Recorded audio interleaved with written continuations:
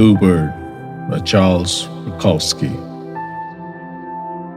There's a bluebird in my heart that wants to get out, but I'm too tough for him.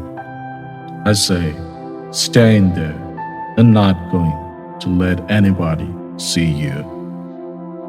There's a bluebird in my heart that wants to get out, but I pour whiskey on him and inhale cigarette smoke, and the whores and the bartenders and the grocery clerks never know that he's in there. There's a bluebird in my heart that wants to get out, but I'm too tough for him. I say, stay down. Do you want to mess me up? You want to screw up the works? You want to blow my book sales in Europe? There's a bluebird in my heart that wants to get out, but I'm too clever.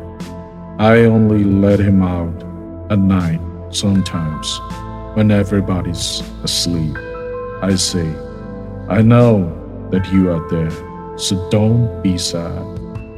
Then I put him back, but he's singing a little in there.